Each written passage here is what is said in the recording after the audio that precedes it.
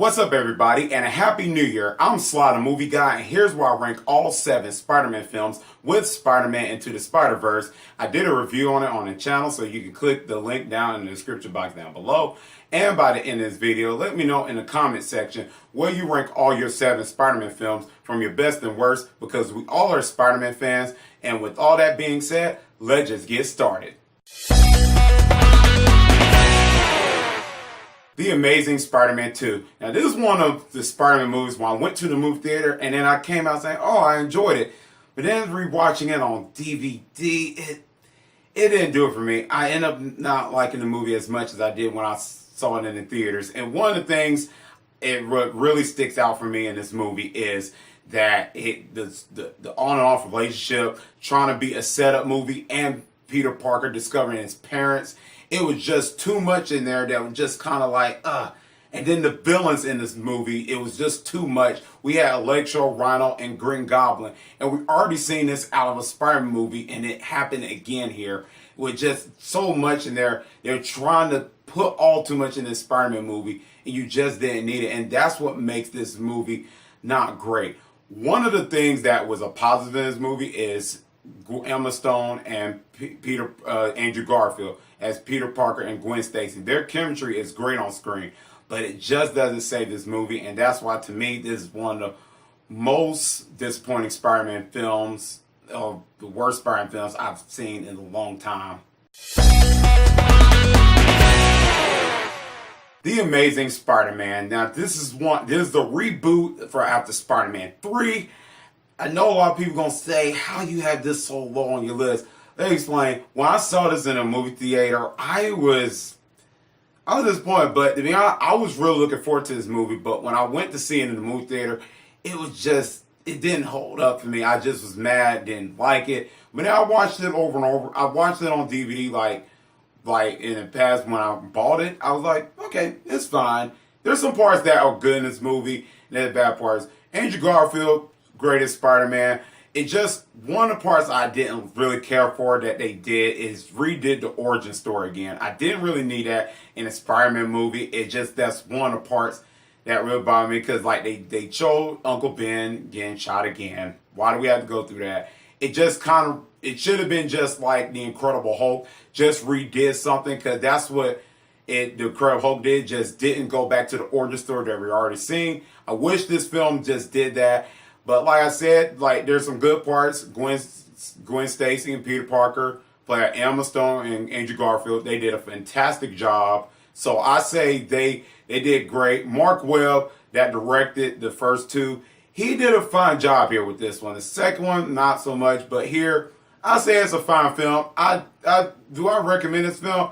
For some, it can bounce off between. If you really didn't like it, you're with me. But if you really was looking forward to checking this film out, I recommend you to. It's just one of the films that I was like, it's fine. It's not like really my cup of tea Spider-Man film.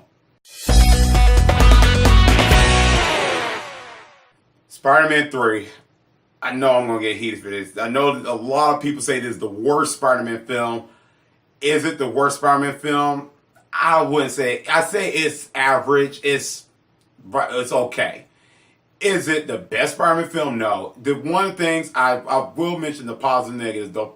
The positives is that Sam Raimi did bring back some of the action here, and the action does look good on screen. I will say Spider-Man 3 do have good action sequences, so that's one of the good parts. I thought some of the Bruce Campbell cameos was great, and the Bruce Campbell cameo, was great in the third outing in this film, in the Spider-Man trilogy. So I thought that was really fantastic. J.K. Simmons excels at Jameson in this film. So all those things work. One of the biggest problems with this film is cramming up all the villains and the emo Parker thing that really didn't work. All that, and the relationship triangle between Harry and Peter, that just kind of clogged up everything, just like The Amazing Spider-Man 2. But like I said, Spider-Man 3 at least has some characters there that you can actually care for, like Sandman. Even though Sandman was the Uncle Ben's killer, that kind of like bugged me a little bit, which I will elaborate in my review in the future. But just that alone just kind of like was in there. But pretty sure Spider-Man 3 is not a bad film. Was disappointing? Yes. So it can bounce off between some people like it, some people hate it. But hey, if you was really looking forward to it, I say check it out on DVD if you want to. Spider-Man Homecoming. Now, this is one of the films I was really curious about because when Marvel got some of the rights to Spider-Man and stuff, and I saw Spider-Man in the Civil War, I was blown away. I said, I can't wait to the Spider-Man solo movie. And when the MCU did one and part of the MCU, I was pleasantly surprised. This is a good Spider-Man movie. Now, I know some people probably thought it was going to be like my top 1 or top 2. It's a good movie. I love but there's some parts I have problems with where I'll get to. But one of the things I liked is the high school setting. I thought that was perfect. Tom Holland does great as Spider-Man and Peter Parker. I thought all those aspects was really great. With his friend and all that was great. Michael Keaton was great as the Vulture. Very intimidating. Michael Keaton's a great actor anyway, so his Vulture was actually a great take. I really enjoyed this film, all that. But the negatives I have is kind of like where Iron Man give him the suit and the suit talks to him. That kind of little bit was kind of overdone to me because Spider-Man is Spider-Man. I don't really need a suit talking to him. But I can understand it was part of the MCU, but this film is still a blast to watch. Spider-Man 2002. This is one of our childhood movies. This is really the one I think really nailed the origin of Spider-Man really deeply in my heart. I thought it looked like the Steve Ditko's comic book, the origin, the Amazing Fantasies. It worked perfectly. Tobey Maguire did great as Peter Parker. This film was just fun from the beginning, middle, and end.